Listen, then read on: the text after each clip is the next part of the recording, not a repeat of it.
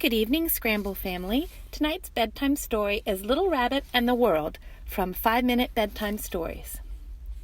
Little Rabbit and the World. Little Rabbit was standing in her backyard at the bottom of the hill where Mommy Rabbit was decorating a basket. "I wish I could see over the hedge," said Little Rabbit. "Why?" asked Mommy Rabbit. "Because I wonder what's on the other side," said Little Rabbit. "Our yard is nice, but I've never seen outside it. I'd love to know what's there." "Should we take a peek?" asked Mommy Rabbit.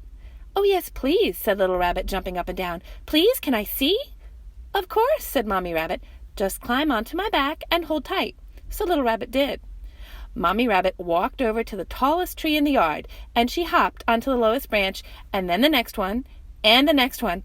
"Look," said Little Rabbit, "there's a road, and a squirrel on it. Hello!" "Hello," said Squirrel. "Why are you up there?" "I thought there might be something nice behind the hedge," said Little Rabbit, "and I was right. Would you like to come and play?" So Squirrel came over, and they all made friends and had a tea party. And that's where the story might have ended.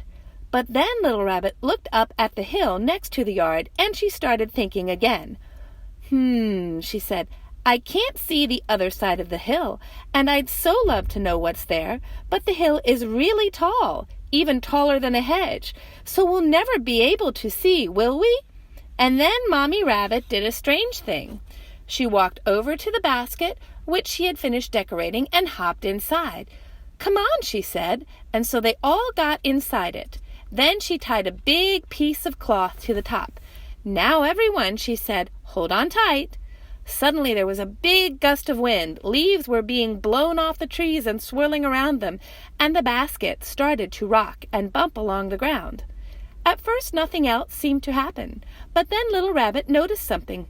"We're not on the ground anymore," she said. "The yard is getting farther away." "Yes," said Mommy Rabbit. "We're in a balloon," said Squirrel. "It's a balloon." Little Rabbit held on to the basket and stared. First, she saw the other side of the hedge, where she had met Squirrel, and then as the balloon got higher, she saw the top of the hill getting closer and closer, until the basket rose right over it and climbed high into the bright blue sky. And now, on the other side of the hill, she could see meadows and woods and streams and little roads stretching far, far into the distance, getting smaller and smaller as the balloon got higher. "Oh my," said Little Rabbit, "what's that?" "That," said Mommy Rabbit, "is the world, and one day when you're big, you'll go and see it, and you'll be far away over the hills somewhere." Little Rabbit kept staring for a while. "There's a lot of world, isn't there?" she said. "I don't think I want to be big just yet." After a while, they started to drift back down.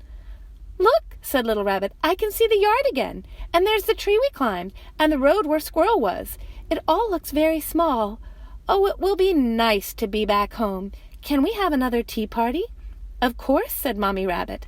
And as they drifted gently back home in their balloon, they turned to wave at the enormous world as it slowly dipped out of sight behind the curve of the hill.